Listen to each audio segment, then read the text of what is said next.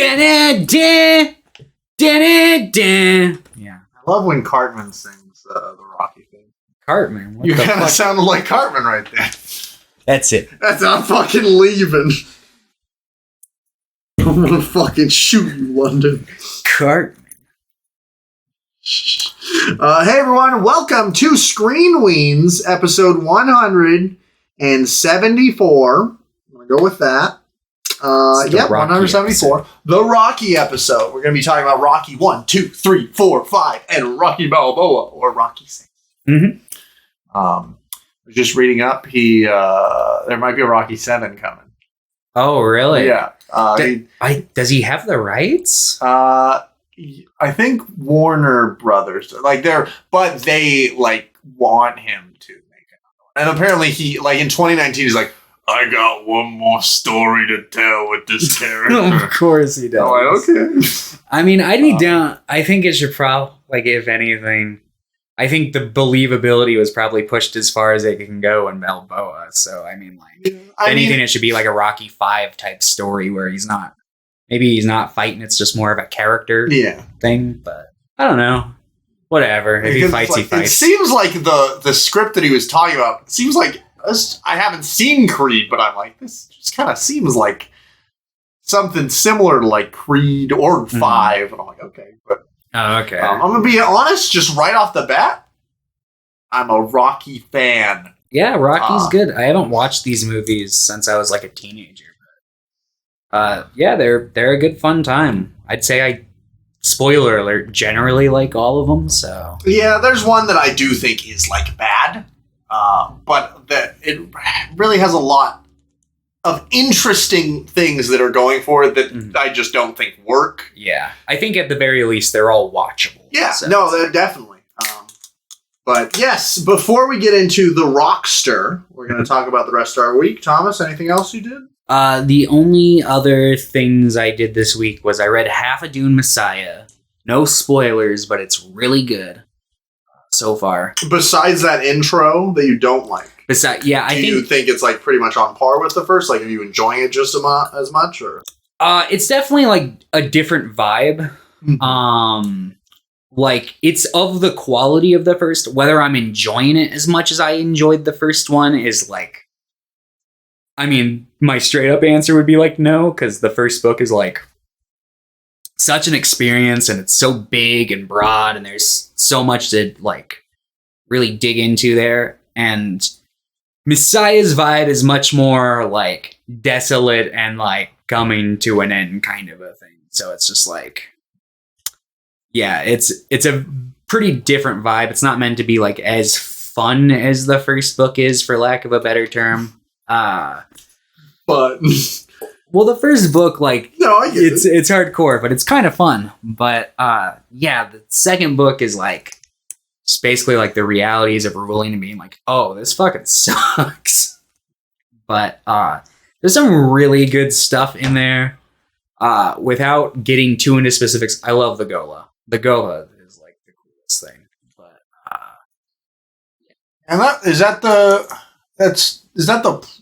I just am imagining all three because I have the first three in this mass market paperback. Mm-hmm. Is that the one that's half this size and then 3's a little bit bigger than that? Or yeah, Messiah is basically the size of one of the later books in that one, because the first book's really long. And then the third book's a little bit longer than it. So, but I haven't gotten to the third book yet. But I'm really excited. Once I finish that first trilogy, I'm going to watch the miniseries because I really want to see. I've heard particularly Children of Dune with James McAvoy is really good. So. James McAvoy's, because that second miniseries covers the second 2 books, right? I believe so. I know the second book gets covered somewhere. I don't know if it's in the first because that's Paul's thing, or if it's in the second one. But I've heard those maybe. Yeah, I might just try to read those second 2 so that we can just cover the miniseries on the podcast. Yeah, I'm hoping once Dune Part 2 comes out, I just want to do a big Dune adaptation episode where we can maybe cover all of them or something in a dive. Because we already covered Part 1 technically with the Denis Villeneuve. Yeah, did we dive super deep into it though? I'm sure we probably did someone. Tune into the Denis Villeneuve podcast. I can't talk today, apparently. But yeah. And yeah, then I rewatched Dune, the Denis Villeneuve movie. So. How'd you feel? Do you hate it now? No, I don't hate it. I still really like it, and I still think it's really good. But like, when I was reading Dune, I was like, yeah, it's like a pretty accurate adaptation. And then when I went back and watched it, I'm like, oh, this is not accurate, like at all. Not in the slightest. Like, there's scenes that should be placed where they're placed, but they like do completely different things. So it's really like, I'm sure if you were to rewatch it soon while the book's still fresh, you would completely understand what I mean. It's kind of like how in Lord of the Rings, like, that movie series isn't accurate. There's a bunch of stuff they leave out, but also like they do different stuff. Like in the second movie, they go a route they're not supposed to go in the books. But so it's kind of like different in that kind of a sense, but it's still really high quality and good. But yeah. Which, I've always been a proponent for changing things if you're adapting things. Mm-hmm. And you can always read the original text. Yeah. And that makes me even more excited for Dune Part 2, because it's like a lot less of me being like, oh, I know exactly what's going to go down here. I know the skeletal structure, but fuck, for all I know, they can make a big change. I mean, look at how they handled like Jameis in the first movie compared to like how he is in the books. But yeah. So that was pretty good. Cool. You didn't tell me last week, but you rewatched Hey, It's a Talking Fish or whatever. Oh yeah, I forgot about that short's sick. I really like that short. Yeah, so do I, because I was thinking of the animation style of those shorts. I wasn't even thinking of that one. I was thinking of the one where it's like, oh my bad. No, you're good. I'm just where it's like the guy in the fishing boat and he finds like the vase. And yeah, because that might be the same like director. No, yeah, he does like a group of them. There was another one that he did that I really liked too. But I can't remember. Yeah, where he gets sucked to the bottom of the ocean and he's like, "Marry my fish daughter," and they sing a big musical number and it's really weird, but it's so good. But yeah, no, those fucking, I need to watch like all of those, because I know that there's like more that I haven't seen. In the blue sea, in the white foam. Mm-hmm. Wow, a talking fish.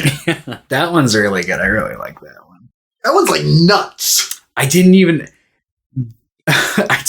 like, I'm sure I probably got it the first time I watched it, but when I got to the ending, I was like, oh, that's what that means. Because I was like, are they talking about the thing?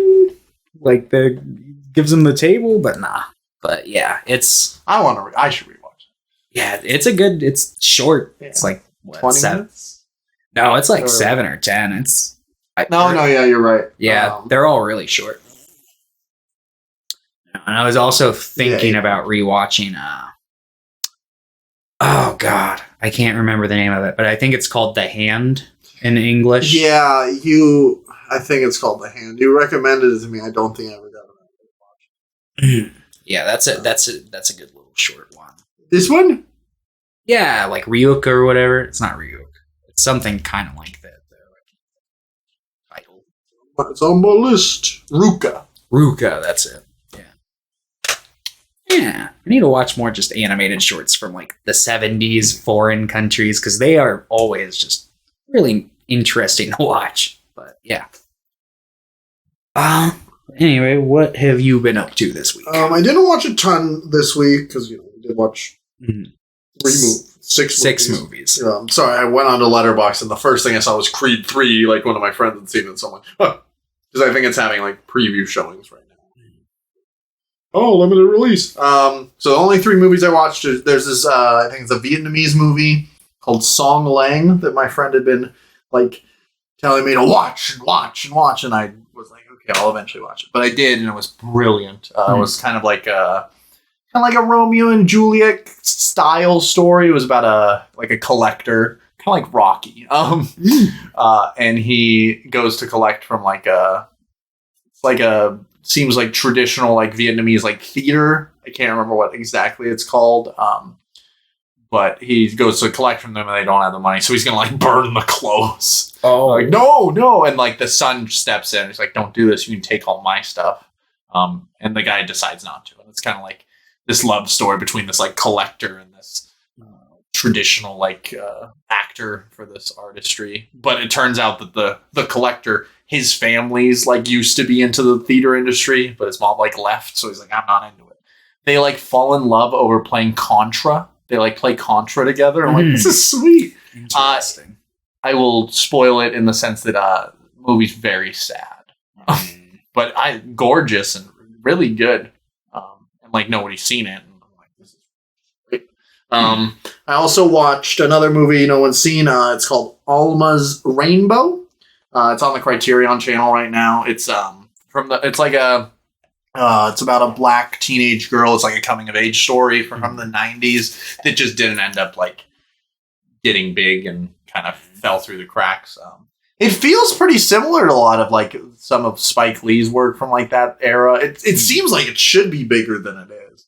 It's about a girl who like her mom runs like a beauty parlor, but she wants to be a dancer. She like does like break dancing and like street dancing and stuff. But her aunt comes into town and she's in like the showbiz industry. So she like starts latching onto her.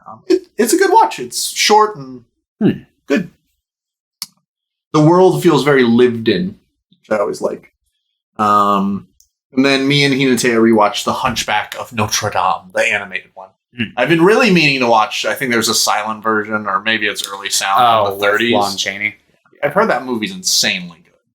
I don't know. Have you seen it? I've seen the Lon Chaney version, if that's the one you're talking about. That one's from like, I think like 19. It's like the 10s or the 20s. But then probably not that one. There is one from, I think, 31. 39. Yeah. Charles Laughton. I know that guy. He's in Spartacus in the Old Dark House. I've heard that one's really good. You have seen...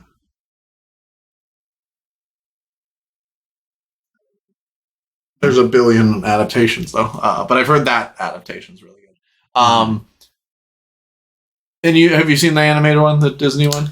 I don't know if I ever saw the first one. I remember when I was a kid, I had the sequel on VHS. I think it was just because sequels were cheaper, but I had so many, like, I didn't see The Little Mermaid for so long, but I had seen the second one many times. Yeah, I remember, like, Cinderella 2, I'd seen a bunch.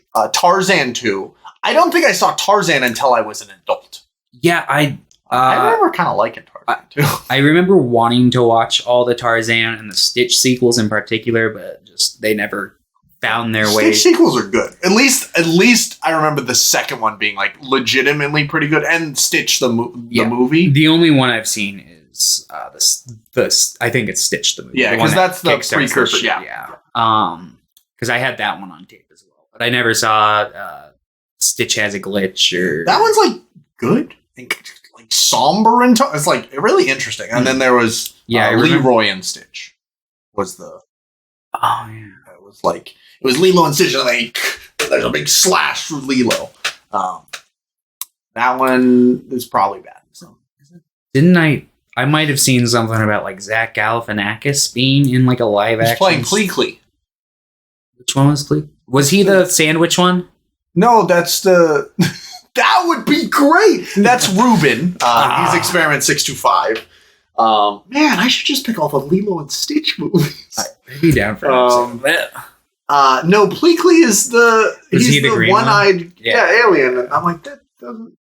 Yeah, that... Also, like... Why don't they just get his actor? He does live action stuff. Yeah, and he looks like him. Yeah.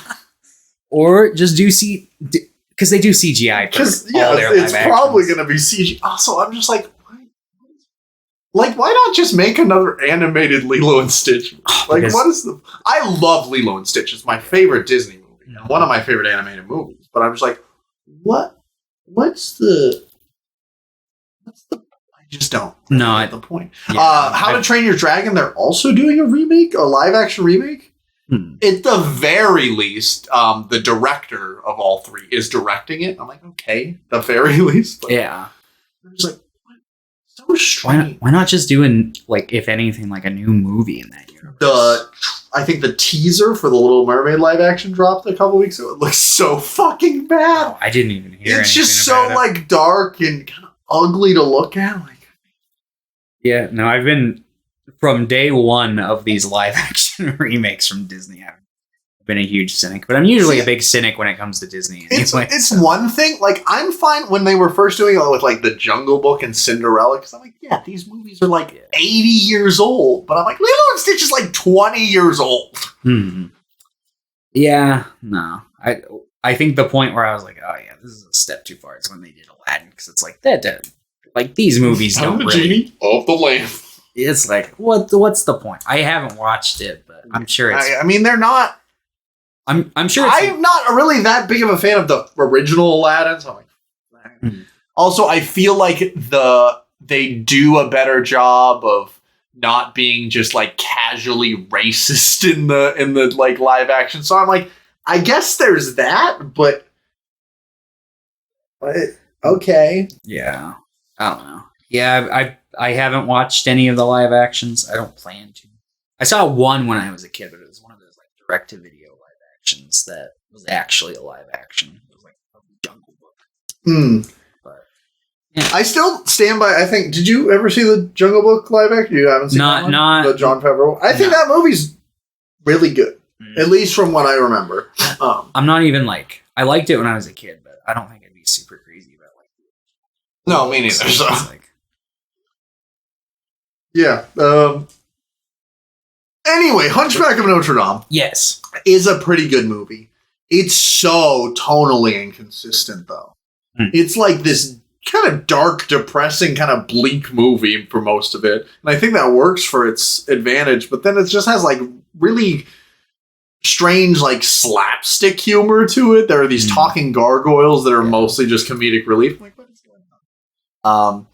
But that, I think Hellfire that Frollo sings is maybe the best song in like any animated Disney musical. That song's insane. And it's all about him being so horny that he wants to commit genocide.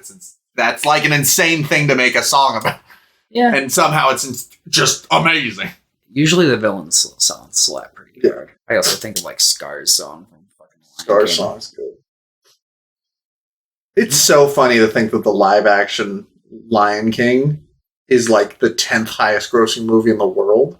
And I've never heard anyone talk about it. Like ever.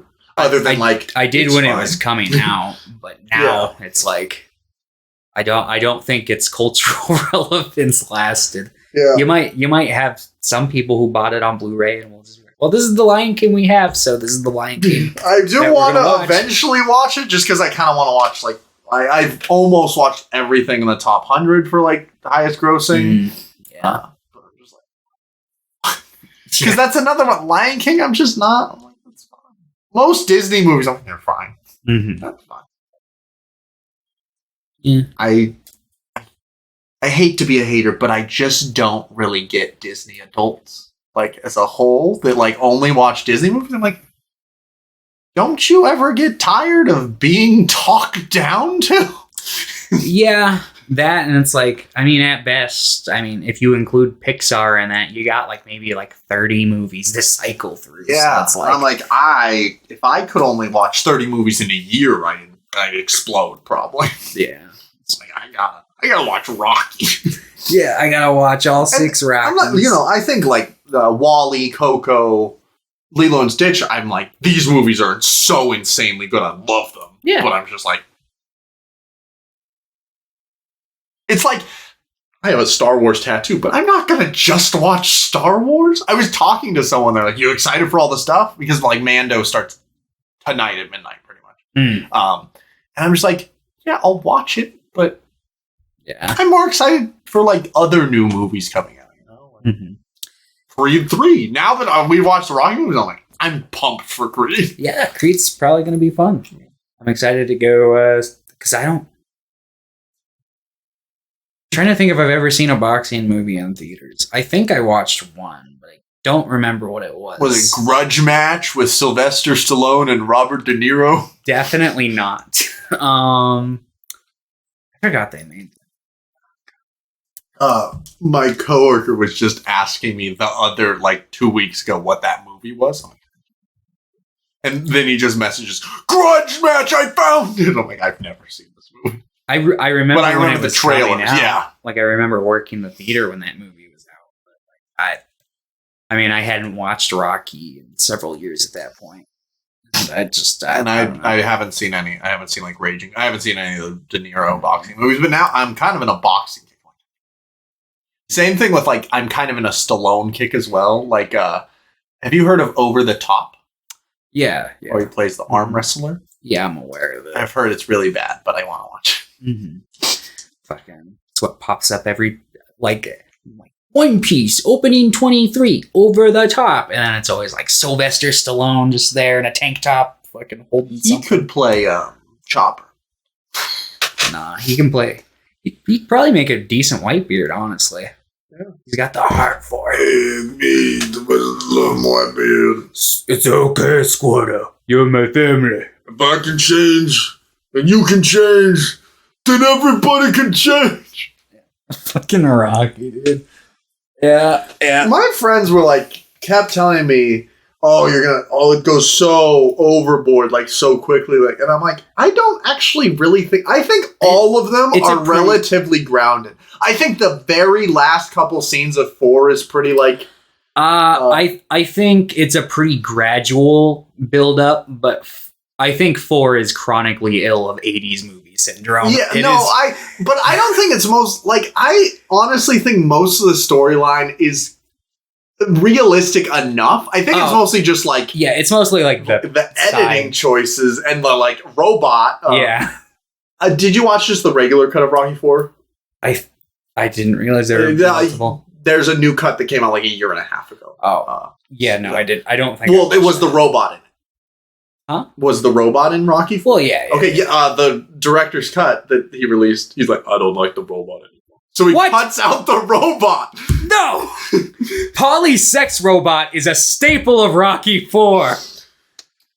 I wish in Rocky 5 when they have to sell off everything. I thought where's the robot? Paulie hides it. He's like, I can't sell this off. He's like, this is my love. And Rocky 6, it comes out and it's just rusty and covered in dust. He's like, I'm tired of listening to you complain about Adrian. Let's go home. I can't remember the name of it. Did it have a name? Yeah, but it was only said once. Yeah. Yes, now that my rant's over. But then I started playing Shadow of Mordor again. Because I played that right when it was coming out. And I think that game's really good. Yeah, I've played... that's the first... That's the first one. I've played a little bit of it. I like the gameplay. When Shadow of War was coming out, I wanted to get it, and I just never did. And I want to replay through Mordor, because I remember liking the story enough, too. Mm-hmm. But, yeah, I think that game still holds up really well. I like the combat. It's mostly just, kind of like Batman Arkham and, Assassin's Creed style combat, but it's fun enough. Yeah, I like that they get stronger. Yeah, that Nemesis system's really cool. The company trademarked it, so no one else can use it, which is really annoying. And the developers were like, yeah, we really wish other people could use it. Apparently that company might be doing a Wonder Woman game with that same system. And I'm like, interesting. But I'm like, imagine it. I was talking with a coworker. Imagine Knights of the Old Republic, Star Wars era with that system. That'd be sick. Yeah, no, I mean, that system would be sick. In so many games. Yeah. Just hopefully when the patent expires, it just doesn't get renewed. Probably will. And then we also, me and Hinata started playing The Quarry, which is the newer Supermassive game one. Mm-hmm. Ted Raimi's in it. Yeah. Which is really funny because, I think most of the characters look pretty uncanny. Not even, they don't look enough video gamey, but they also don't look good enough to, be those are real people. Yeah, that's how I feel about all those games. Because they do the, Until Dawn and Dark Pictures Anthology games. So which is because it's I see plenty of games that the characters look good, Yeah. But Ted Raimi looks really good in the game. I'm for whatever reason. Why does he look just like Ted? He just looks like him. There are a couple characters in that look fine. Anyway, the game is so far fine. Yeah. I haven't played it yet. I think the writing, the moment-to-moment writing between the characters is pretty bad. Yeah, those games are more schlock Yeah. than anything typically. But it's not even like schlocky. Some of it's just like, we don't know what to just put filler here. I'm like, Yeah. But it's like fun enough. I'm enjoying myself. It's just like getting to the point where it's like, oh, the bad things are happening. So, yeah, I'll probably play that and then never think about it again, which is fine. That's what I do with a lot of movies. So. And yeah, that's what I've done this week. Nice. Let's check if we have questions from Pierre. Yeah. Nice. Yeah. Nice. Question 1. So there's a post-apocalyptic anime called Sunday Without God, and this may be one of the strongest titles in the world. Can you give me any examples of media with a title that evokes strong feelings or immediately sets the tone for what you're about to witness? I will say it's not like every episode, but Star Trek, the way they title their episodes, they typically go for kind of like what's the term I'm looking for? Like kind of like pretentious stuff like that. Yeah. So there's a lot of Star Trek titles like God, any of them are failing to come to mind. Between Both Worlds is like one. That's like a Borg episode. But yeah, like they've got a bunch of those, but there's a Isabelle Huppert movie that's directed by, I think it's like the nephew of Lars von Trier. I think his name's like Joachim Trier. And it's called Louder Than Bombs. And I always think about that title. But there's like a bunch of titles that like are like really long-winded and I think are sick. Honestly, I think one of my favorite titles of all time is Funeral Parade. Yeah, that's. I think that's such an evocative, like, interesting title. Pierre probably wants something like schlocky, though. I think The One is a great title. Yeah, there's also when it comes to horror movies, a lot of them have titles that kind of like are meant to be provocative like that. Like there's Eat Your Flesh and I Drink Your Blood. Evil. Christmas Evil. New Year's Evil. Butcher Baker Nightmare Maker. Fuck. Yeah, you got like The Last House on the Left, which sounds ominous, and like all that subgenre of titles. The Crazies. The Crazies. Night of the Living Dead. But obviously he wants more of like a sentence as a title than a I know. I actually know. 1980. Werner Herzog eats his shoe. Have you ever seen that? No, I haven't. It sounds like something you do. So Errol Morris, the film director, and Werner Herzog had like a bet going on. And he lost the bet, so he had to eat his shoe. So it's just a 20-minute movie of him eating his shoe. Oh, it took him 20 minutes. Yeah. I think he actually eats it. Well, of course he would. He's Werner Herzog. But, Star of the Mandalorian. Yes. Freaking, what's it called? There's some, like, I can think of, like, bands that do that more often. My Chemical Romance is a band that does that. Like, they've got their first album, which is, like, I Brought You My Bullets, You Brought Me Your Love. Cheers, Your Sweet Revenge. For, like, shorter stuff, I do think... I'm not a super big fan of this manga or anime. I think it's fine. But I think Fist of the North Star is a great title. Oh, yeah. And that's, I think, pretty evocative. Berserk's pretty straight. Berserk is Gets confused. It's like, oh, I thought I was reading that John Candy movie. No, I think that's called Going Berserk, actually. So,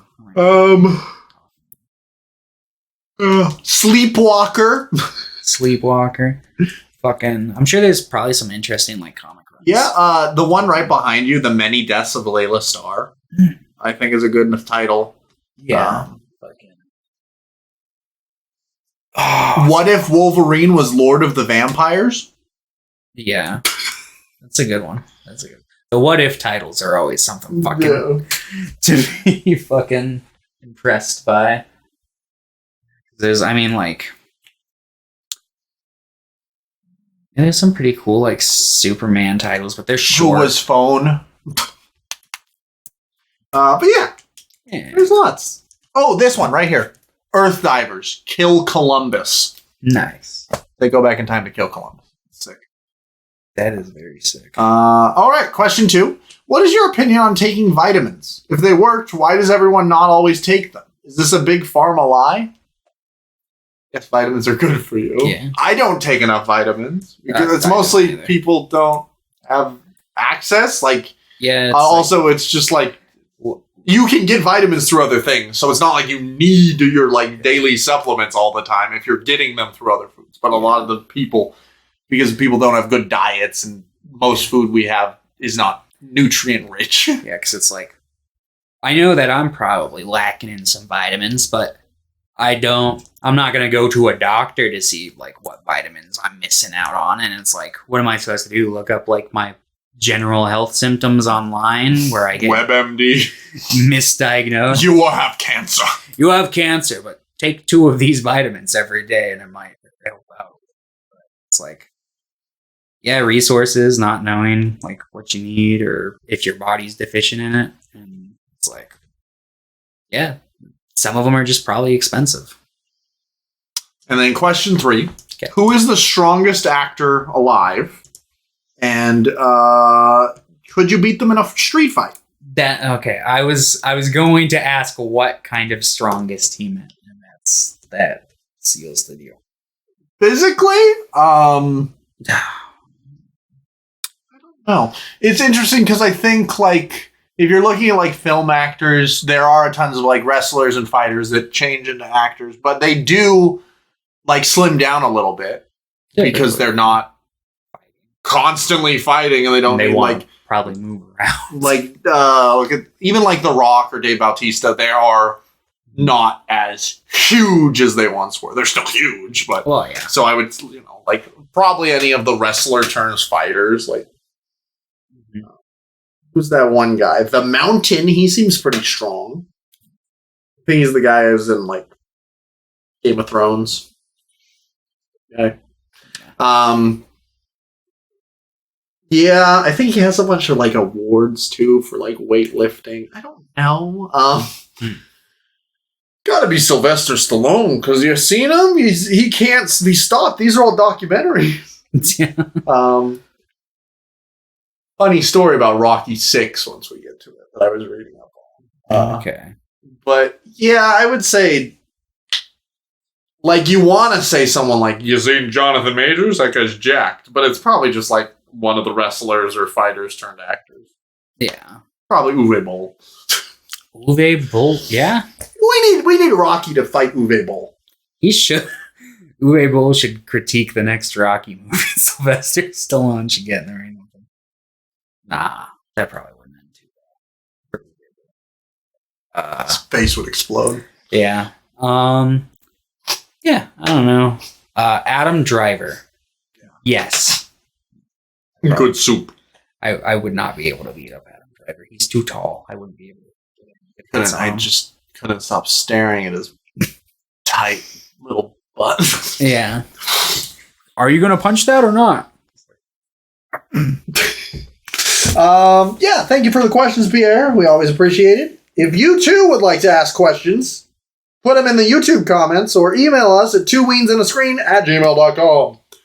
Anyway, let's get on with it to Rocky! Yeah.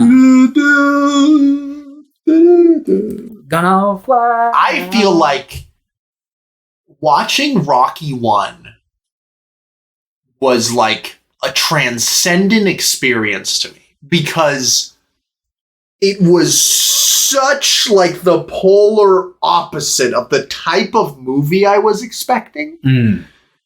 Because of all the people that I know that like Rocky and the types of people that admire Rocky as a character. I was like, this guy's going to be a big macho meathead. And he is a meathead, but I was so surprised. He's a sensitive soul. He's kind. He cares about animals. He's just like a soft human being that also is like only as a fighter.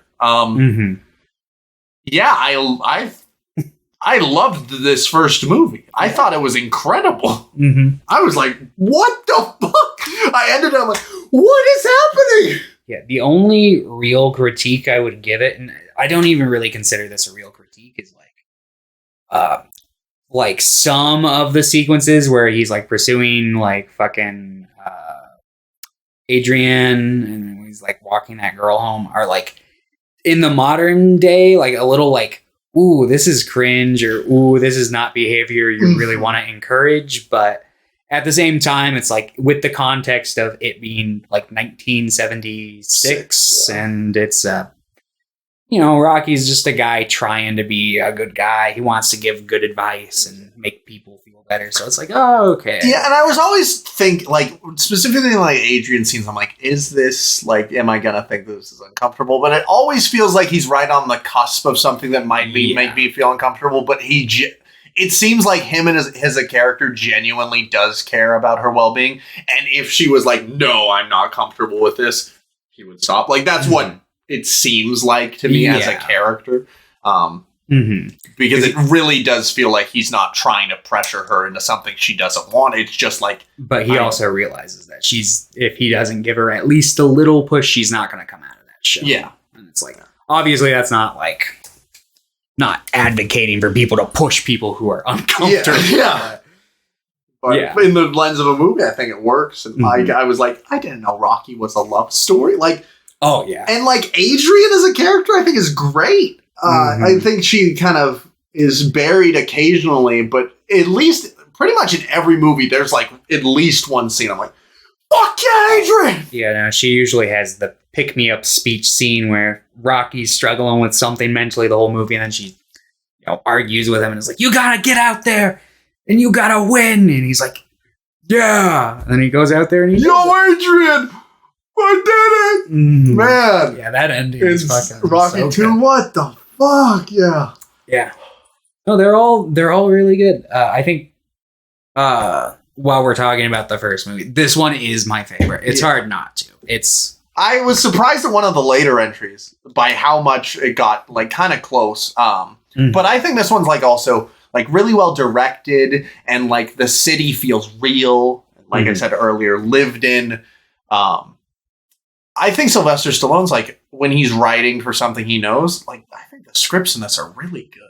Yeah. At least for this first one, I'm like, this feels so authentic and raw and emotional. Yeah. And it's like Sylvester Stallone at this time was very poor. And it's like a really strong reflection. And even there's some interesting stuff in the later ones where he has this money and he's almost at a point of like understanding himself, like what this money is doing to him and to other people. Like there's a certain amount of self-reflectiveness in all of these movies that was kind of shocking to me. But what's more interesting is like this movie is just so hard to not like because it's so sincere. There's such a strong sincerity to it. And it's kind of like a meathead sincerity, but it kind of makes it better. Yeah, it makes it hit harder. And what's funny is I don't like Sylvester Stallone in reality is decently smart. He's a smart guy. He's well spoken, and he gets it. But like, this is such a perfect like distillation of just like wanting to win.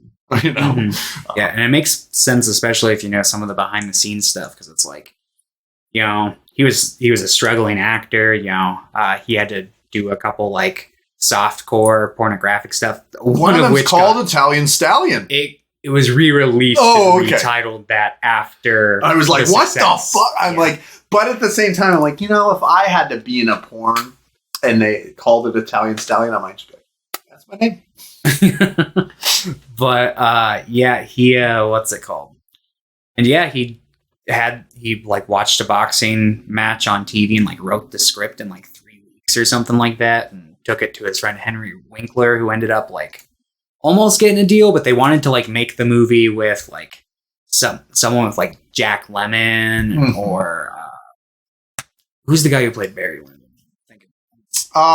Forgetting his name. Ryan? Yeah, Ryan O'Neal.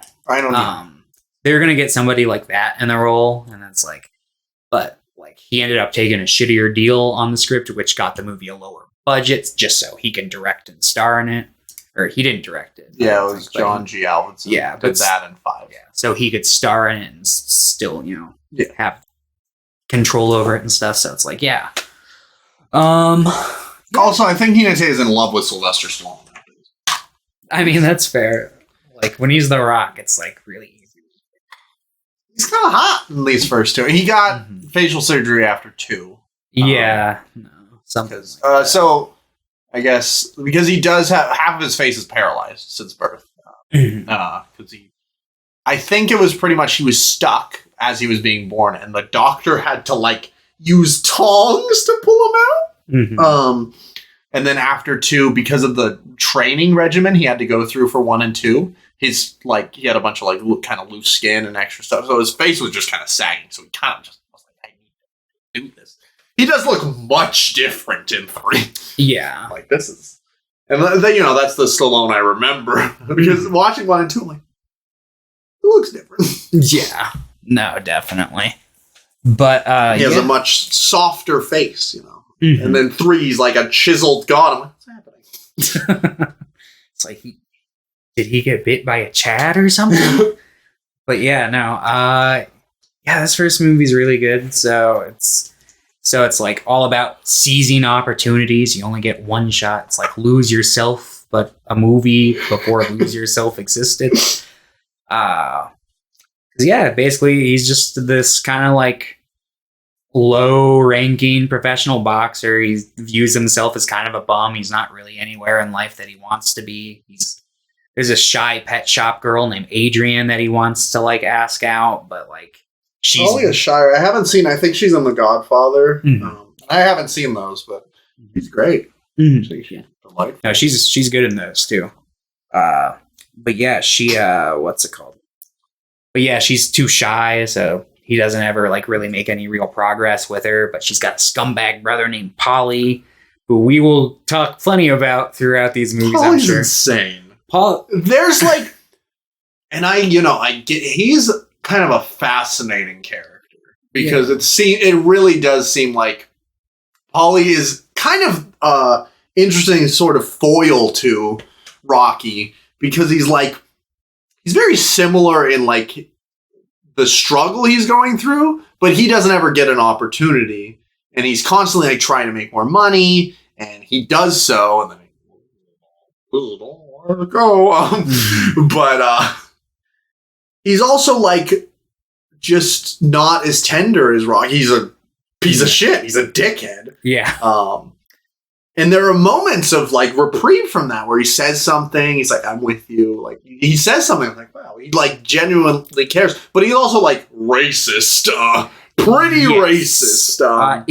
It doesn't always pop its head up, but when it does, it's like, oh wow, Paulie. But it like makes sense because it's like, oh yeah, Paulie's just around these couple white people, and then they go to like Creed's gym in 3, I think, and he's like, yeah. And he just what's going on with all these people? He's like, what the fuck? The first thing he says getting out of the cab is like, oh, I should have brought a gun. It's like, oh my God. And then he makes like a comment about jungle music later. And it's like, yikes. And then he says something right after. He's like, no, Rocky can't do this because he has no rhythm. And I'm like, okay, well, at least he's like hitting both sides of this. But yeah, it's just like, oh my goodness. Yeah.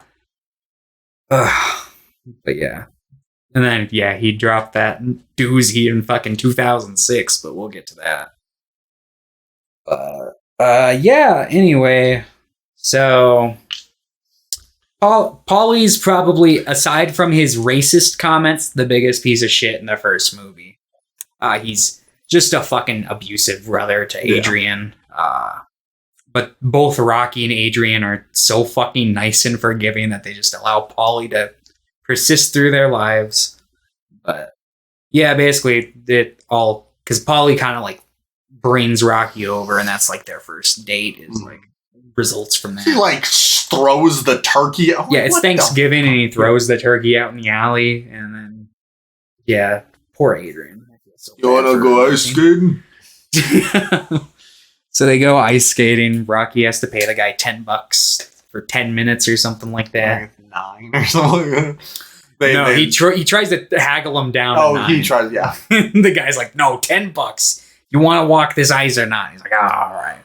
But yeah, so yeah, basically Rocky is, finally reaching his opportunity in like his love life with Adrian, but simultaneously while that's going on, he has been just randomly picked more or less just based on like the pizzazz his name has for the marketing.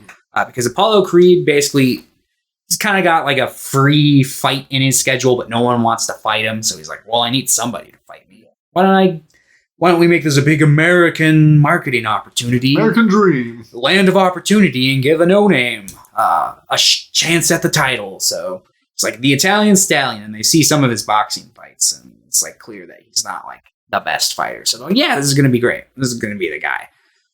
But one of his advisors is immediately like, you shouldn't do this. He's a southpaw, which means he's left-handed. Yes. He's like, whatever. He's so far below me, it won't even matter. But little does he know that Rocky, after some reluctance at first, because he kind of skirts around a little bit at first, he's like not really taking it super seriously. Yeah, I guess I'm gonna fight. I'm not gonna win. Yeah. And then like Mickey's like, has that confrontation scene where he gets rid of his locker and he's like, what's your problem with me? He's like, you want to know what my problem with you is? You got potential. You're not living up to it. You're a bum. Get out of here. And then he hears about the fight and he's like, you need a... Let me train you. Yeah. Please let me manage you. Like... This is like one of my favorite scenes in the movie when Mick comes to Rocky's apartment and they have a confrontation, and then he's leaving, and Rocky just starts like screaming. He's like, "Yeah, you had a prime. I never got a prime." It's really brutal. And I'm like, Jesus Christ! I think that was really when the movie. I'm like, okay, this movie's doing so much more than I thought it was going to. No. And then he runs after him. He's like, he's reluctant. He's like, this guy's a piece of shit to me, but I do really need him. Mm-hmm. And yeah, then they end up forming like the best. Arguably, punch the table. Summoning my inner Rocky over here. Like, kind of like a mentor relationship that's like really good to see. Because, yeah, fucking Mickey is awesome. He's played by fucking the man, the myth, the legend. Barack Obama. I know his name. I am just blank. Burgess Meredith. Yeah, there you go. Yeah. Super great. He's on a bunch of episodes of like the Twilight Zone, and he does like a bunch of like B stuff, but like Rocky is probably what he's most well known for nowadays. But yeah, Burgess Meredith, fucking great. I love Burgess Meredith. He's great. I will say he shows up in 5 in a flashback. It really feels like he's struggling there, just because he's really old. Like, and he's supposed to be like a flashback. Like, he's struggling here. Yeah, but he's great in 1 through 3. Mm-hmm. I think for the one scene in 5, it works. Like, yeah, he's old, but he was old in 1 through 3 too. So it's like, whatever. Seize the opportunity while you still have them.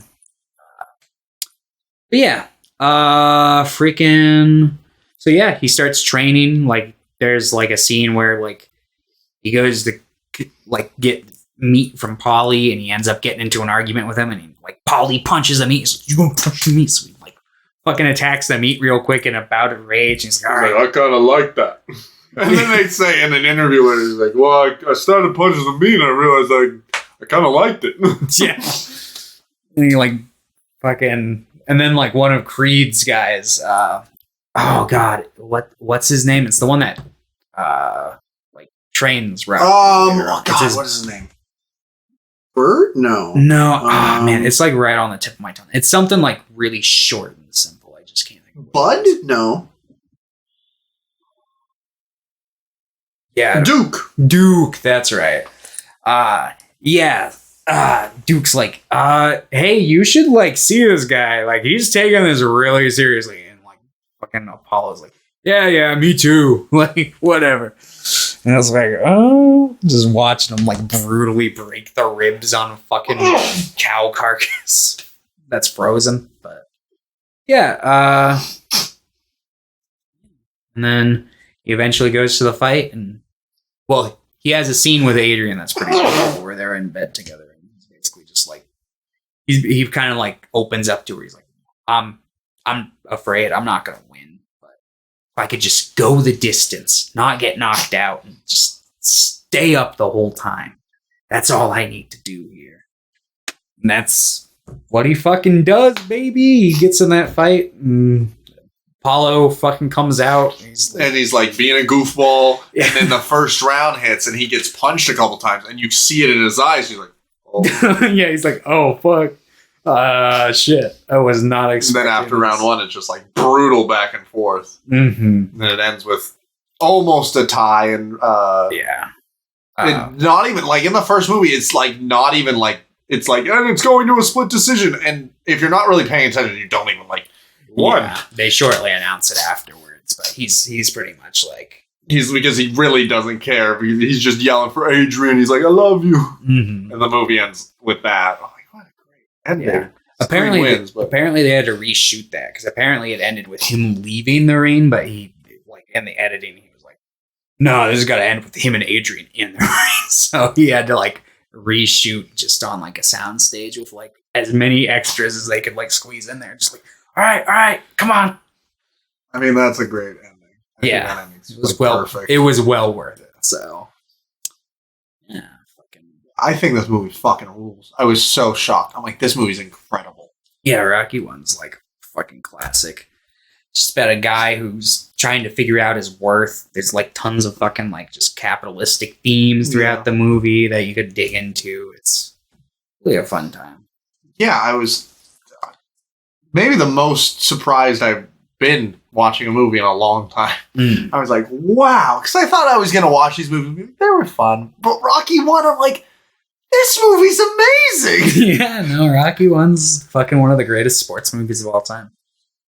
If you really like Rocky, fucking, and you're looking to get more into boxing media, I'd highly recommend Hajime no Ippo, which is the boxing anime that's really big. Really good, really good. It's been on my list for a bit. So, yeah, I'd give Rocky 1 a 10. Yeah, I think this movie is incredible. Yeah, it's a classic. And I've been thinking about Rocky every time I watch a new Rocky movie. I'm like, number 1. Yeah, 1's fucking great. 1's definitely like the watermark. But yeah, it's good. Starting off strong. But let's go to Rocky 2. Which is when Sylvester Stallone started directing them. 3 years later, 1979. Pretty much directly follows up the events. I'd say I really like Rocky 2, but I do have some issues with it. Yeah, I would agree. I feel like the wheels are kind of spinning a little bit. Like a lot of it feels redundant to the first one, especially because it's like one of those sequels that's like back to back with the first one when it was made. So it feels like almost a continuation of the first movie. It's one of those type of sequels. Kind of. I like this movie a lot, but when I was watching it, I'm like, this kind of reminds me of when I was watching Halloween 2. Yeah. No. Because it's like that back half's great. It's got some really good stuff. And the yo, Adrian, we did it. I was like, even a better ending than the first one. Yeah. Just like the pure like love and like exhaustion in his voice. I'm like, that's the best ending in any Rocky movie. Mm-hmm. Yeah, and I like the conflict of him like having a health issue, and I think they maybe used that card a little too early with the hindsight of all the sequels that were to come. That keeps using it for. Yes, because it's like, weren't you gonna go blind if you kept fighting? But yet you fought like. Yeah, well, 3 opens is like, I got to get the surgery. Oh, I missed that line. And that's how they change. Like that's how they talk about his face change. Oh, they really? Kind of tie it together. Figured they'd never. Paulie's like, remember when you got your face changed or some shit? Yeah. He's like, yeah, I had to. My eye. Like, why is your chin different? Well, since they were in there, I thought they could just touch everything. If I didn't change my chin, I was going to go blind. Yeah. But the second one, I think it's really good. I like the Adrian. I don't know if I'm like a big fan of the plot line as a whole, but I do really like the moment where she wakes up from her coma. It's like, yeah, it's just like I think there's a lot of interesting stuff. I think the coma stuff works, but I don't think it's long enough. Yeah. It's too quick. Yeah. Like I think that should have happened. Like, honestly, I think if I were to make this movie, she would have gone into the coma like way earlier on, like even before like he had said he wanted to do the fight. I think I would have restructured it because, I I don't know. I think most of it works. I do really like Creed's stuff. They really expand upon him as a character. There's a scene early on where they're both in apparently the same hospital, but like Sylvester Stallone wheels over to his room and peeks in. He's like, who is that? And it's like, me, Rocky. Yeah. What do you want? He's like, give me your best. That scene is. But that's such a Rocky thing to do. He's like, hey, I just want to know. It's like, yeah, man, I give you my best. He's like, thanks. Just wheels out. Oh, it just reminds me of like Slumber Party vibes. It's so good. But what's it called? Yeah, Rocky 2. It's pretty good. Pretty good. I think the fight, it looks better. Like, I think, obviously had a bigger budget for this one. I do like the character work they do for Rocky and Adrian and Creed. I just think there's a lot of like retreads in the beginning, and then they don't spend enough time on the coma stuff, which I think was like, I was like shocked when that happened. Like, what the fuck is going on?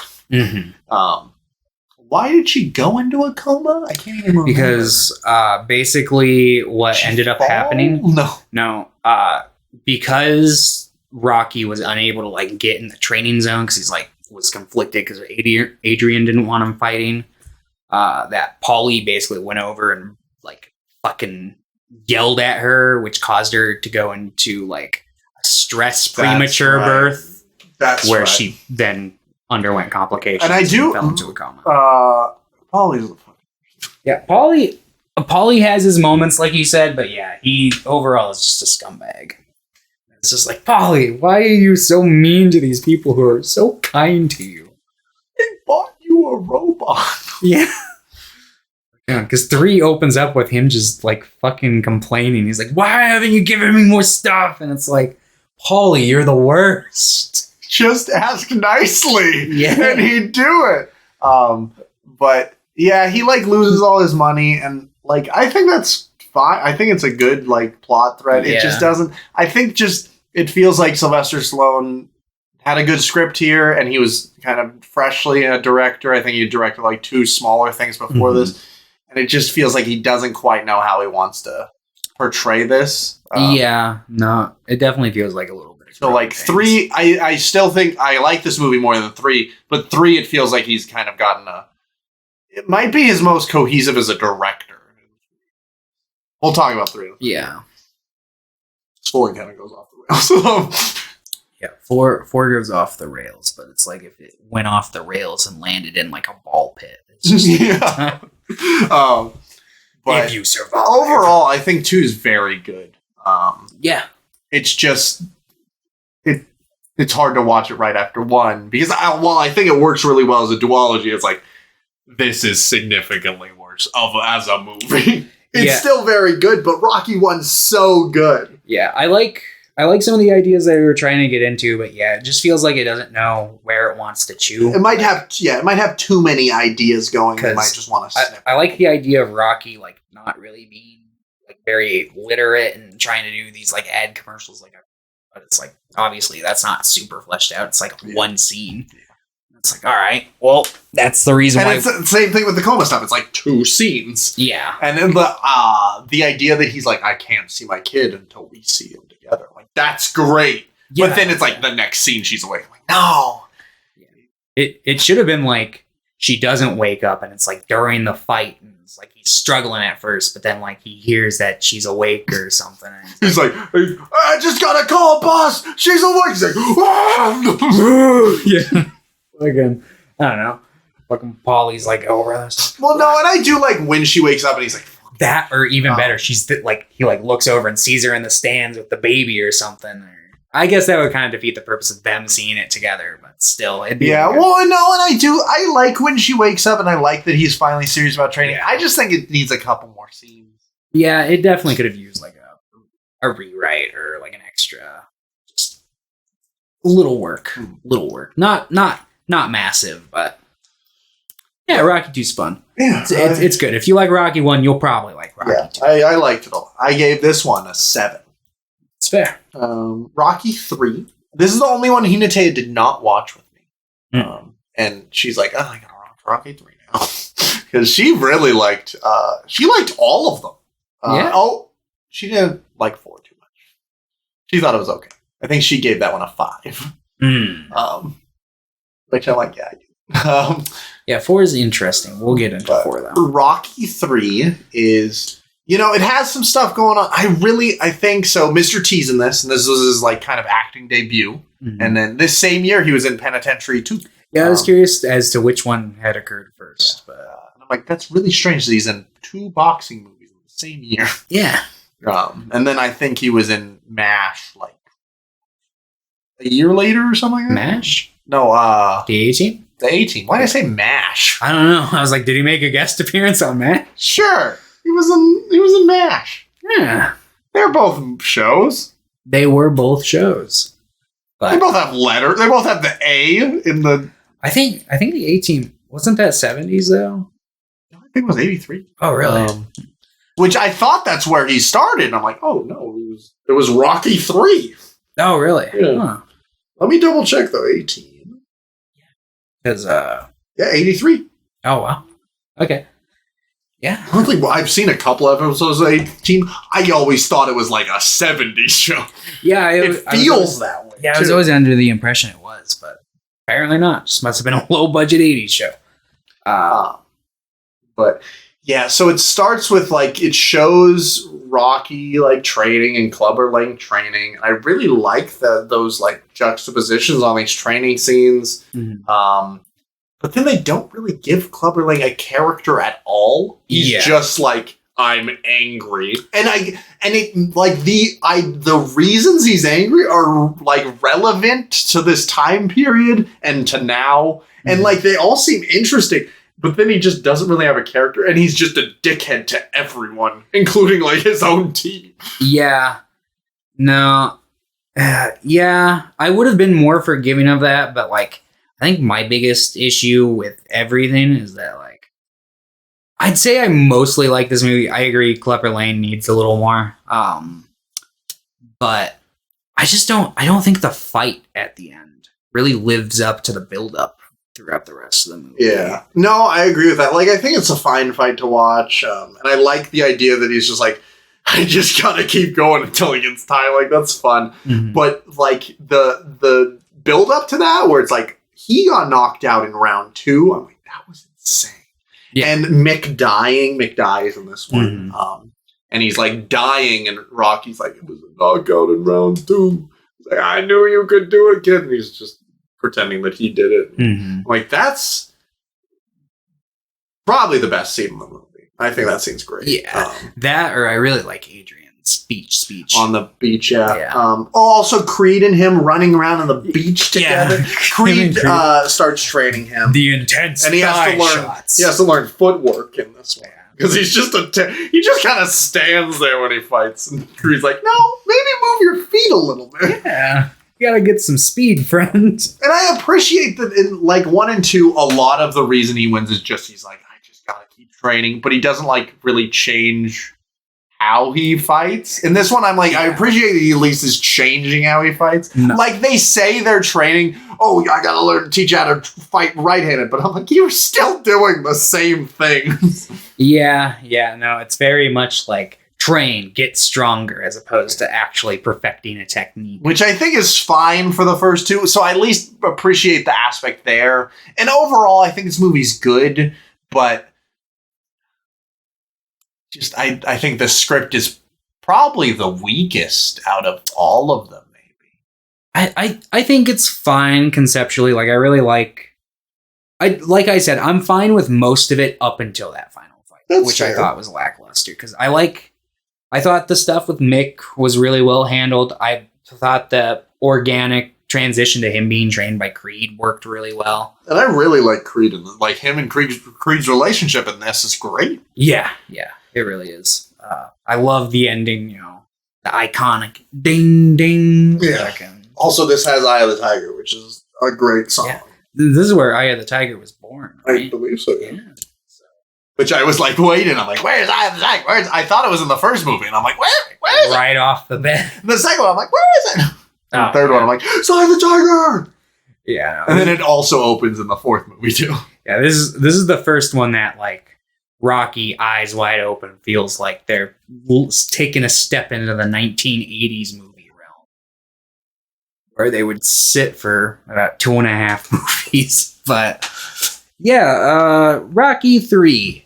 I think for the most part, Rocky fans are still gonna really like this one. For the most part, like the first like 80% of it, I think it's a really good Rocky movie. I just think it kind of fizzles out and doesn't really have a good climax at the end. It's fine, but yeah, it's just kind of like whatever. That's fair. Yeah, I would mostly agree with that. Like, yeah, I have some issues here or there, but it's like it's a fun movie. It's fun enough. Yeah. I would have liked a little more characterization on Clubber Lang. I agree. I think there is not enough like character work for Rocky in this too. Like in 1, Apollo Creed is a character, but not like he doesn't have a ton to do. Mm-hmm. So in 3, when I was excited for Clubber Lang because he's like introduced right at the beginning, and I thought we'd get kind of more scenes with him. He never even has a scene by himself. No.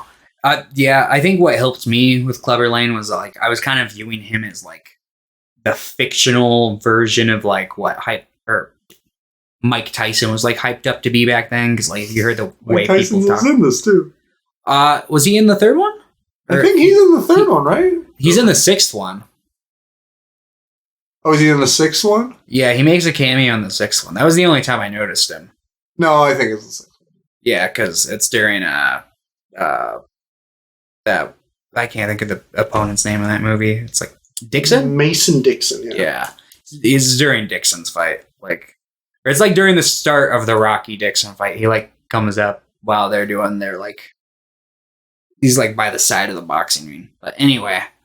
Yeah, because like if you hear the way people talked about like Mike Tyson back then, they're like, he's mean, he's a machine, he'll obliterate you, he's unlike anything that's ever entered the ring before. So it's like fucking, I think they were going for just kind of like that. What's the term I'm trying to think of? Like that caricature of Mike Tyson. Mm-hmm. So I was kind of fine with it, but yeah, I definitely think it would have been better had he at least had a little meat on those bones. But yes, Rocky 3. It is okay. It's a decent Rocky flick, not the best. I would give this one a 6. I was about to say 3, but I was going to say 3 stars. I'm like, I don't do stars. I go out of 10. Right. I would give this one a 6. Rocky 4 from 1985.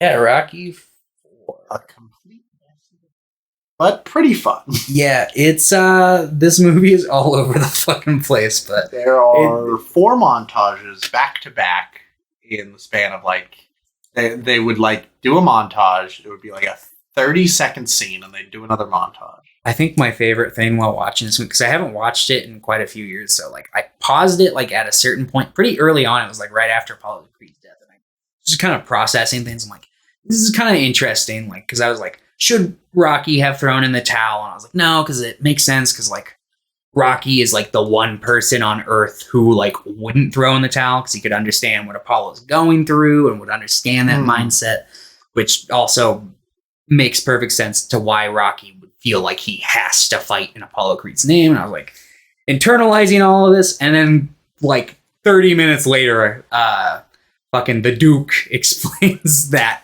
verbatim to Rocky in that exposition scene. And it's like, oh, well, who needs subtlety in this one, I guess. Yeah, which is, I think that first couple scenes, like those first bits, are so good and pretty powerful. Like the monologue that Creed has talking about is like, and it's something that Rocky's said, like, he's like, this is all we've got. Like, even if we're like, this is all we've got, we have to do this, that Creed says. And Rocky said that, like, I'm a fighter. That's all I can do.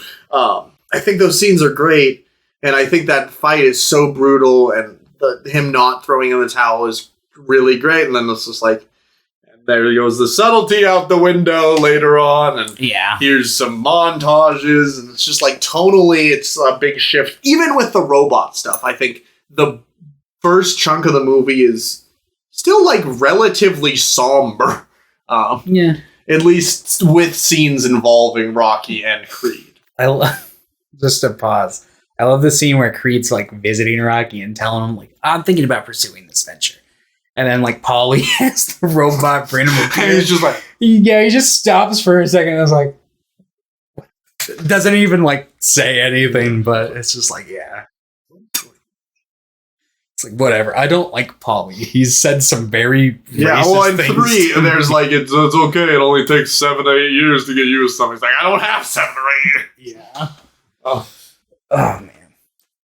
But yeah, I also like the part where the robot's like dancing with the kid, like spinning around, and he's like, "You can answer the phone here." And Rocky's like talking to Creed. He's like, "Oh, I'm not busy. I'm just getting dizzy." And he's like walking. And so Yeah, I was like, he's just gonna think you're getting drunk or something.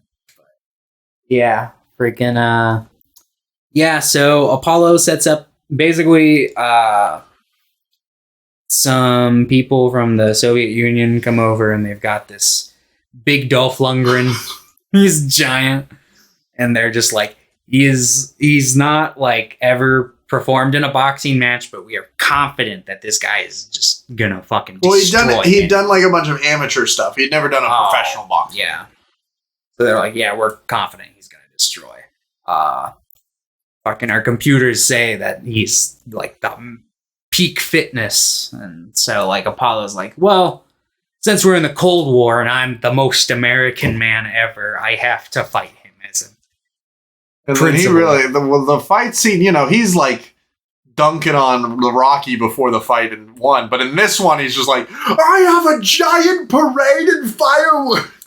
To be fair, I think this one, while the James Brown performance does throw it over the top, if not for that performance, I'd still think it was not as over the top as him coming out. Oh God, what's the crossing of the Delaware? Is that what he was doing as George Washington in the first? He had the full boat and everything, and it's just like, oh yeah, no, that's fair. What the hell? It's like, yeah, it's just like Sylvester Stallone in this one really just feels like he forgot how to write any subtlety. It's just like they're pretty much just doing their own proxy Cold War in this, and he solves the solution at that. I think that's my big, but ending that final. I mean, it's a fun little it's scene, but I'm just like, what the fuck?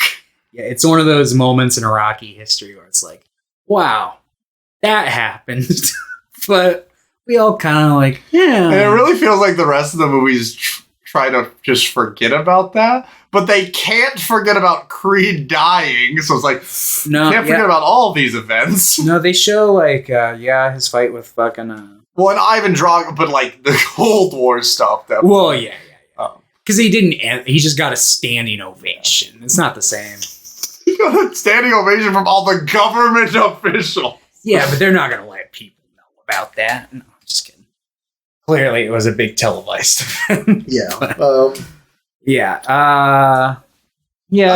Rocky IV is a fucking hot mess, but it's one that I want in my mouth. It's good. It's fun. You know, I think it's probably on the lower end, like the lower half for me, I would say, but maybe like 4th place. Like, it's still fun. I like it. I do think, like, I'm a fan of a good montage. And I think all the montages in this are good. Putting 4 back to back with each other, not a great idea. I admit the montages are not my favorite part of this movie, but I think the stuff surrounding the montage is enough to propel it up. I do like Adrian and him fighting, and he's like, I gotta do this. And her eventually coming through, and I'm like, that's great. This is probably like their deepest cutting argument, because this is like the first time where she's like, no, you cannot win against this guy, and that genuinely hurts him. Yeah. And it's like, because she's basically... They're a great couple, because they, you know, even when they're yelling at each other. Like, yeah, you can tell it comes from a place of love. Yeah. Genuine worry. Yeah, no, because the two of them have great chemistry. They do. And what's nice is, like, I think both of these people are attractive, but they're both, like, realistically attractive, too. Like, I'm like, this is nice. This is a nice couple to watch. This feels real. Like, even when they're in a mansion. I'm like, this feels real. They could lose the mansion, but as long as they have each other. Which would take us to Rocky 5, but I don't think we're done talking about Rocky 4 quite yet. Because Rocky 4, he's like, this isn't everything. Mm-hmm. This isn't everything. He just keeps saying that. I'm like, that's great. You know, there are parts of Rocky 4 I really love, and then there are parts that I just think I do want to kind of watch that director's cut, but you miss out on the robot.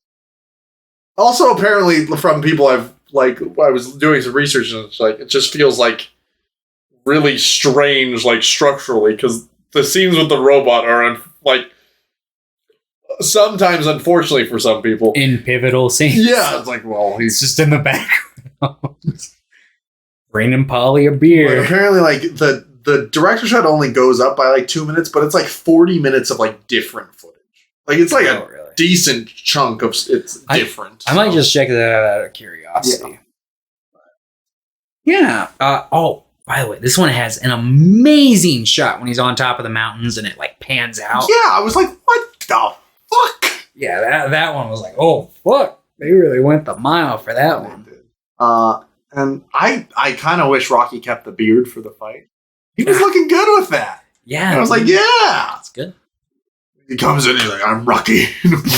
And Dolph Lundgren at this point I don't think was a very good actor, but like as like just kind of a robotronic man, I think works. And he doesn't really do it. His physicality is so like genuinely scary. Yeah. Like he looks way bigger than anyone he's fought before, and he looks scarier and more. No, I mean, yeah, he's playing a bit of a Frankenstein here where he's tall and lumbering and doesn't really like emote a whole lot, but like the subtle emotes that he does give, I think are effective because you can tell you can tell when he's kind of like, I'm getting a little cocky, or sometimes when he's like bloodthirsty, you can kind of tell, or hell, there's some genuine fucking pain faces he makes when fucking Rocky's just fucking getting him in the ribs later in the movie. It's just like, shit. He's like, no, he was like, I don't like watching this. Yeah. And she was like, I don't want to watch the fight scenes. She didn't want to watch any of the fight scenes with Rocky. She's like, okay. They're so good. They are good, but she's like, I just like Rocky. I just like him walking around.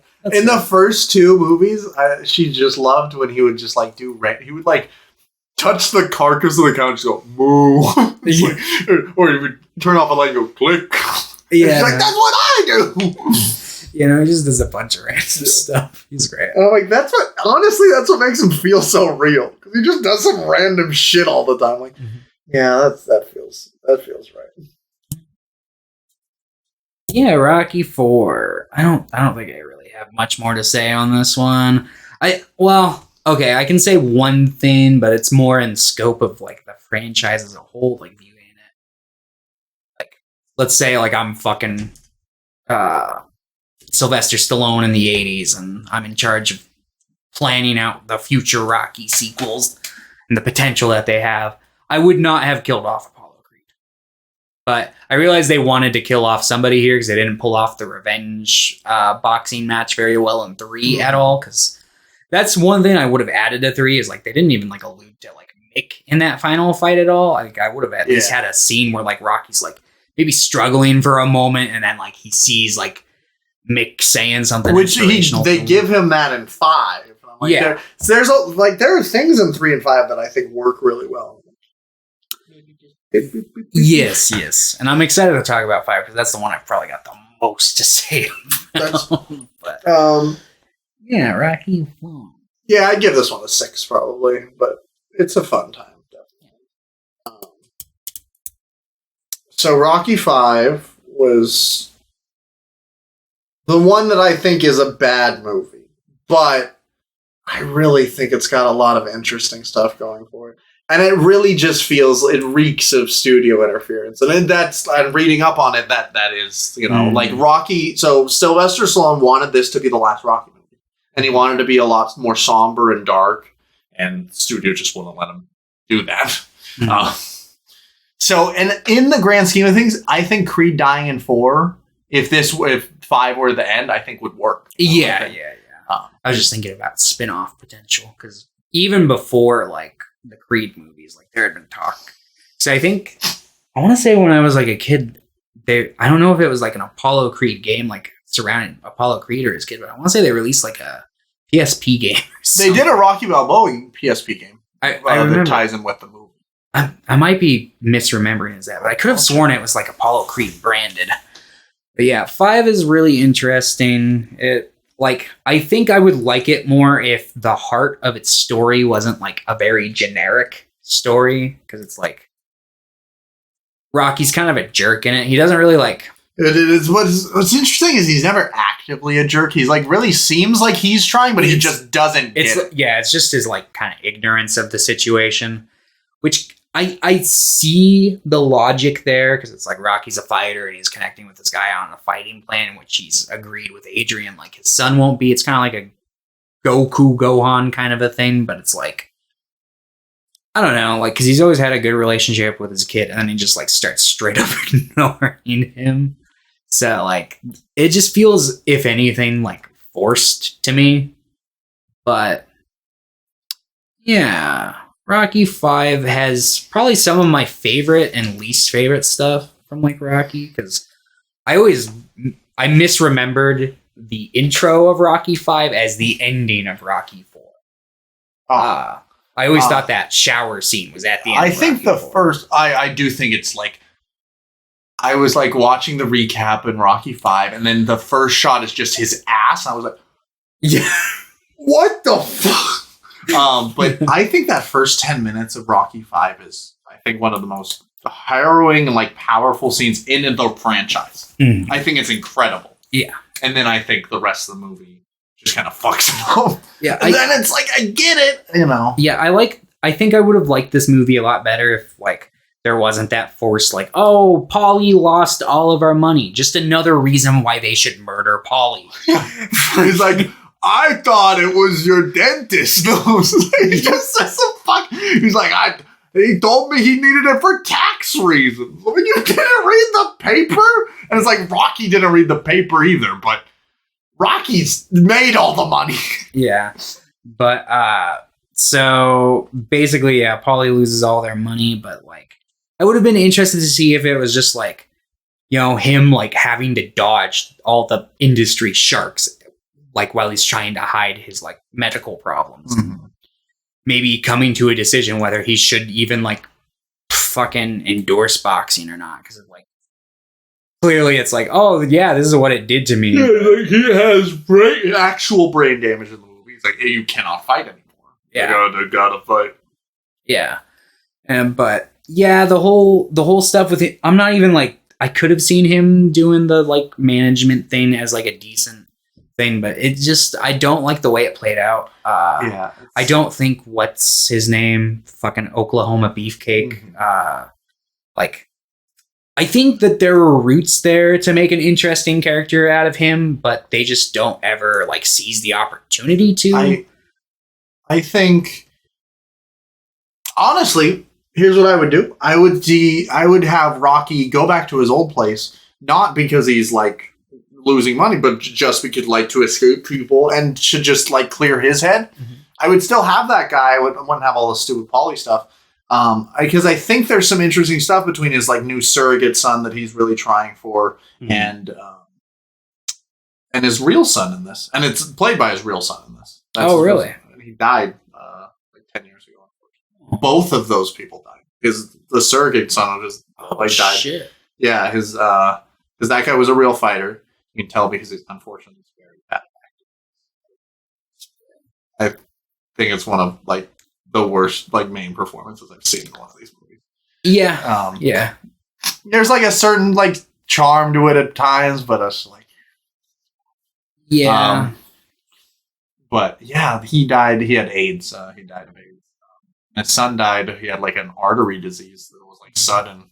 Like, I'm like, Stallone does not like this movie, but I'm like, that. What's so sad is like, imagine the one movie you make that you don't like is the only like one of the only movies that your son starred in, like one of the ways that you have to like can see him. Like, that's depressing.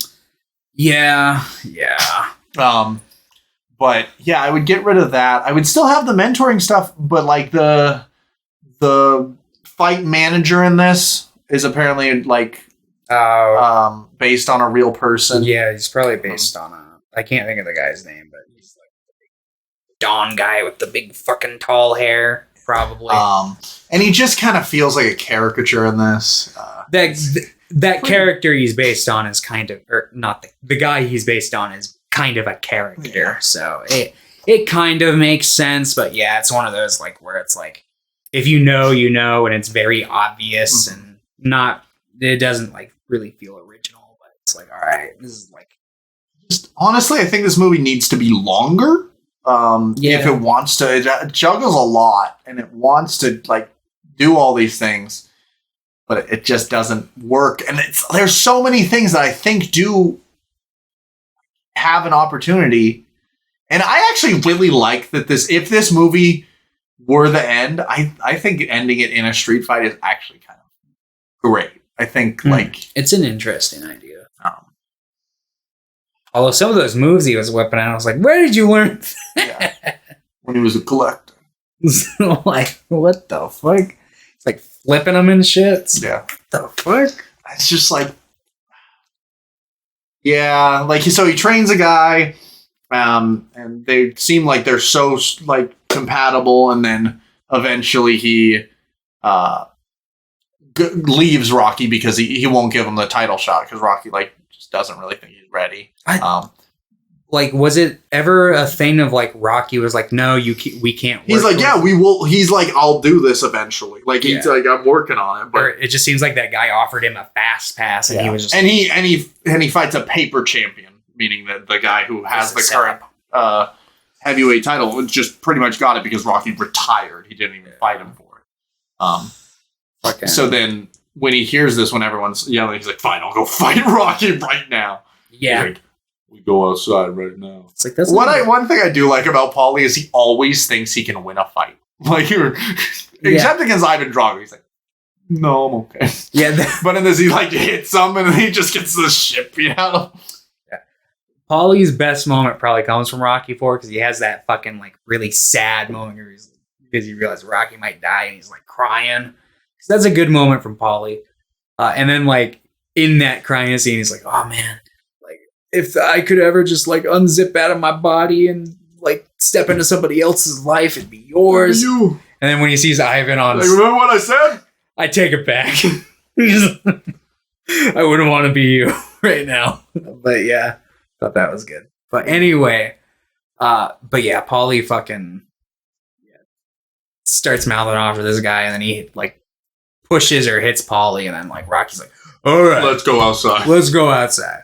And then, and the fight promoter's like, no, in the ring. He's like, no. Nope. It's like, I'm not giving you what you want. And this is when he has like a necklace that he got from Mick. That was from the OG Rocky. Yeah, Rocky Marciano. Mm-hmm. Yeah. And like, I think the movie has so much potential and just kind of squanders most of it. I think it's an interesting watch. I just think it's a bad watch. Yeah, I agree. I think I was a lot warmer to it this time around than I was like the first time I watched it, just because I thought it had at least some interesting ideas for me to like chew on throughout, even if it wasn't. Because like, even like with the stuff with I don't remember that kid's name. I'm just gonna keep calling him. It was Tommy Gun. Tommy Gun. Because they changed it to Tommy the Machine Gun. I'm like, why? His name was already Tommy Gun. It's like, oh no, don't shoot that guy with that Tommy the Machine Gun. It's like, what the fuck? Anyway, because it's like he does make a point at one point where it's like, oh, this could have been like a good route for his character arc, because it's like Rocky is like wants him to take kind of like a slower path to the belt, whereas like he wants the fast way, and he makes like the argument where he's like, well, like I'm young and I'm like in my prime, why not now? It's like, that is kind of true. Like, as a professional boxer, like you only have so long that you can be in the limelight. So it's like, that is something to like consider and probably feel pressured by. But of course they don't really do anything with that in his character. They kind of do like, just like, yeah, he gets quickly seduced by money, and I think they give him like a girlfriend or something, and he's just like, yeah, this is exactly where I need to be. I was like, all right, forget the fact that like you, the guy who didn't have a family. You said like your fucking like dad beat you as a kid and walked out on you. So it's like, you come into this family and just completely reject them, which I could handle, but I wish they would have just put more development into it. And it's like, because I don't know why. And I'd like at least the faintest idea. With a lot of these later movies, they just kind of were like hour and a half, hour and 40 minutes. But I'm like, give it another 20, 30 minutes because the first two are like 2 hours. Mm-hmm. Like, I think another 20 minutes, a couple scenes here and there would really help. Yeah, I know. It's weird because we live in like 2 hour minimum days now, but back then it wasn't. And it's like sometimes it's just like I wish movies could just swap places real quick and get that extra fucking plus or minus. God, I will say Rockies as a movie is like so much fucking better than most movies coming out. Oh well, yeah. Jesus Christ. I mean, no, the first like and most of them, but yeah, the fucking first Rocky especially. No doubt. They don't make them like that anymore. They don't. But yeah, this one I'd probably give a 4. I think it's got some stuff going for it. Like I said, it's got some of my favorite ideas that I was hoping throughout the rest of the Rocky movies when they would like make subtle appearances that would maybe be fleshed out into a full film. Rocky 5 should have been that film, but for one reason or another, it wasn't. So, man, but that first 10 minutes I think is so good, so good. Yeah. And like worth a watch. Like the movie's worth a watch just for that scene. Yeah, like for that scene alone, I'll probably include it.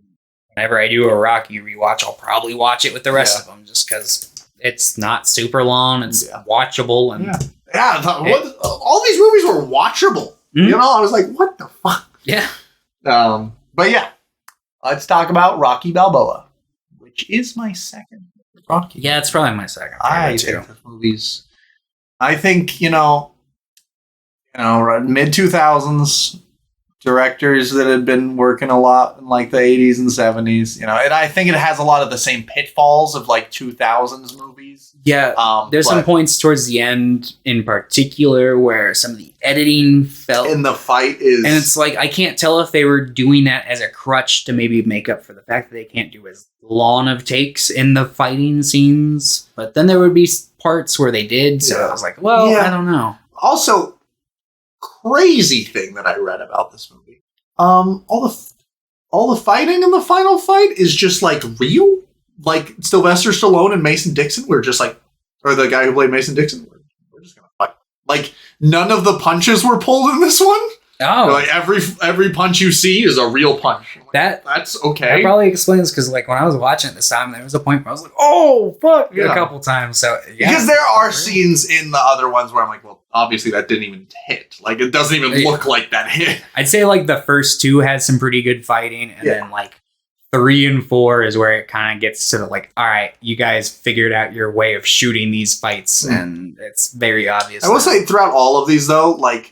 I don't know if he legitimately just got beat up for these, but like the faces, if they were prosthetics or if they were just actually swollen, they always look like, holy fuck. Yeah.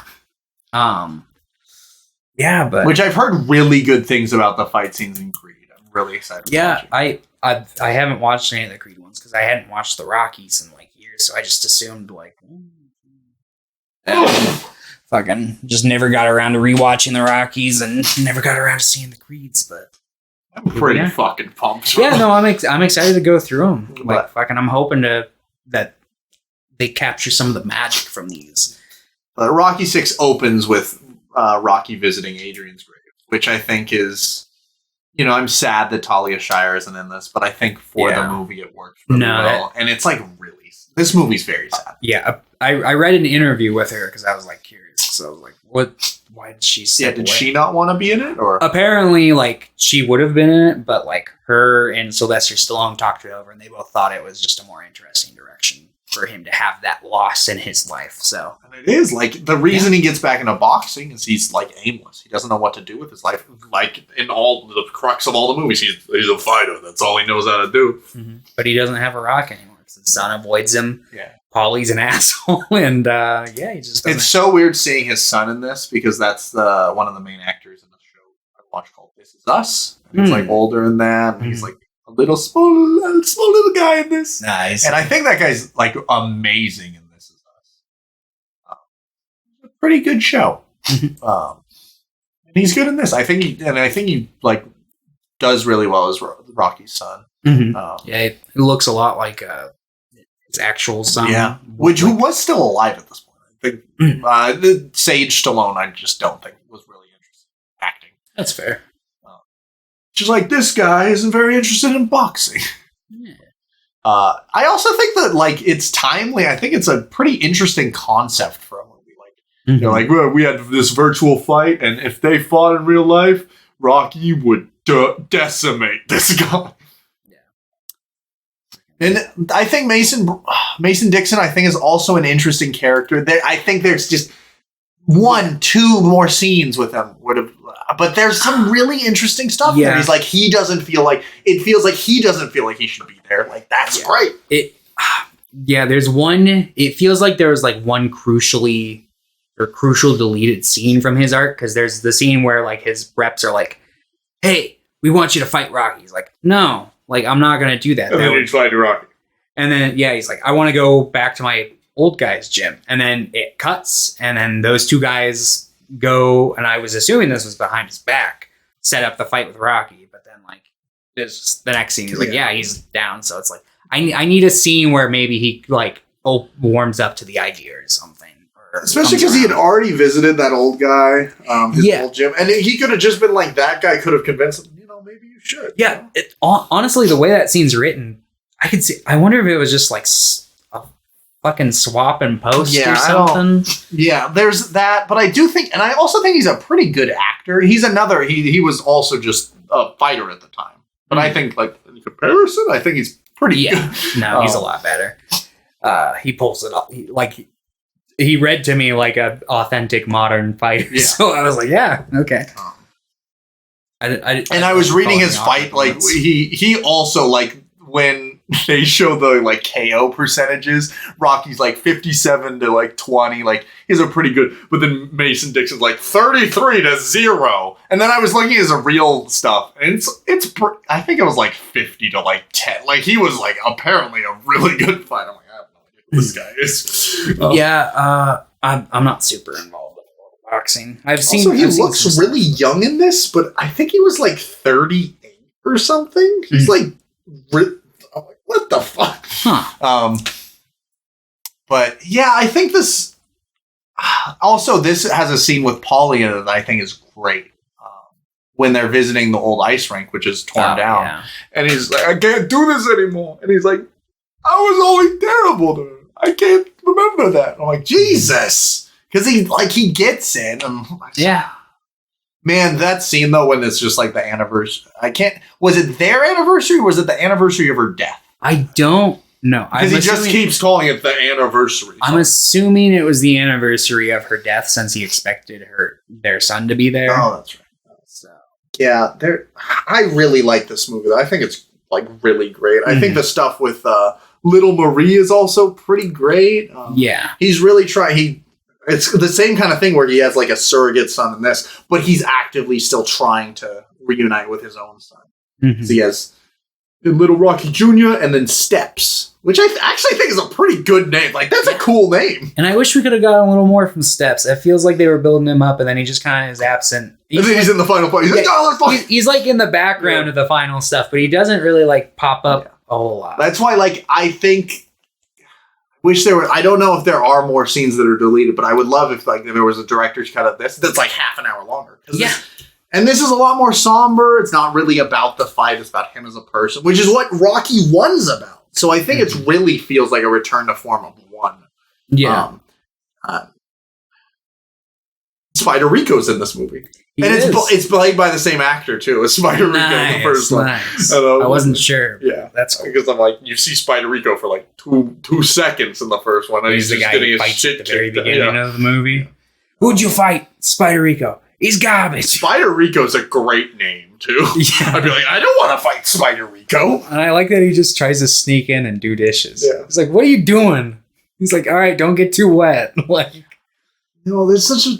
And I love that he runs a restaurant. It's called Adrian's. There's a lot of this in this movie that's just love. I think there's some stuff missing from it. I think some of the editing choices are bizarre. Yeah. But, like, I think the movie's pretty damn great. Yeah. No. I think it's surprisingly, like, came real close to, like, obviously, I think it's maybe a couple notches down from the original, because the original is, like, hard to match. But, it was trying to go to distance with the original, and I think it kind of accomplished that. And I really do think that, like, Sylvester Stallone, for someone that was like a movie star and was in these huge things, it's such like a self-reflective and like contemplative movie and like script. It's like, and it still feels like a reflection of himself, you know? Yeah. Like even. Yeah, I think Rocky was always that side of him, and then you had like John Rambo side, which was more of like. Not that like John Rambo is like. Yeah, I'm excited to watch the first Rambo though, because I feel like now that I've seen this, I'm like, am I going to feel the same way about Rambo 1? Rambo 1 is I mean, I haven't watched it in a long time, but it's got a lot of sentimentality and emotions that get thrown in. Like there's one speech that comes to mind throughout the movie where it's like yes, but I've heard like I wonder if I'll feel the same way about Rambo. I think it's just called Rambo, the one that he made like right around this time. Yeah. I've heard Last Blood's really bad, the one from like a couple years ago, but the one from like 15 years ago I've heard is good. So. Yeah, I never watched the last couple of Rambo movies. I think I've seen. Am I just gonna watch those now? Am I just gonna watch all the Stallone? I've seen the first one, and I had the third one on VHS when I was a kid. I remember not really liking the third. It's been a long time, so maybe we'll do a Rambo episode. Maybe sometime. I was honestly shocked at how much I liked these movies, and this one especially. I was like, this movie's great. Yeah, it almost made me cry. I was like, this is such a tender. Like, I think it's also the most tender that matches that tenderness of the first one. Mm-hmm. Yeah, freaking. Yeah, I love that he keeps his chair just in a tree right next to it. Yeah, he visits her all the time. I'm like, oh, holy cow! Yeah. He gets a dog just like in the first one. We don't get to see butt kiss after the first one. I'm guessing the dog dies. Probably. But I like that he gets a dog in this. Like, there's a lot of like great, just direct reflections of the first movie. Mm-hmm. I love that he gets an old dog too. It's super nice and wholesome. Punch. Yeah. Honestly, and like I said, Paulie gets a great moment. Little Marie is like expanded into a really interesting character. Just in general, it's like, what a great script. Like I said, I think there's some pieces missing, but that would make it like if the pieces were there, I think it would maybe be my favorite Rocky. And I wouldn't even be surprised if those pieces are in the script. They just didn't make it to the screen or something. But yeah, Rocky 6 is a good way to end the series. I'm excited to step into the new horizons, which is Creed. Which he's in the first two. He's not in 3. Yeah. I was reading a interview with him. Yes, I haven't been able to lock down a solid reason. It seems like he keeps giving like 20. Yeah. So it just seems like Michael B. Jordan just is doing a. I think the explanation I like the most is like, oh, just like making sentimental films, and he's going in a different direction. I'm like, that seems fine. The one that seemed the most relevant out of what I was reading was like, I don't think Sylvester Stallone likes the producer for like the last. Oh Creed yeah, movie. that's. I think it's like it's someone related to the original producer, and it's like so, his son or something, and that's one of the reasons that Rambo or Rocky 7 is kind of in limbo. But apparently, like he gave an update like 3 months ago, like, no, I'm still working on it. We're talking. So I'm interested to see what. I mean, he's still. Apparently, Rocky 7 would be about a foreigner who's a boxer who gets stuck here after like illegally entering the country to see his sister. And then they go on an epic adventure. That's what this quote said, and wind up south of the border. Yeah, I mean, and he's like, it's all very topical. I mean, yeah, because I mean that I know people who like my buddy John. When he was like being first trained in boxing, like basically like his Mick, the guy who like got him into it, like ended up getting. Yeah. So I can see that having a lot of crossover with the boxing world and being probably really relevant for a lot of audiences, depending on how they tackle that. I watched a bunch of boxing clips after these movies. I'm like, yeah. I'm like, am I just really into boxing now? I'm like, no. I need to care about the characters. Because my buddy John used to box, so I've gone and seen some.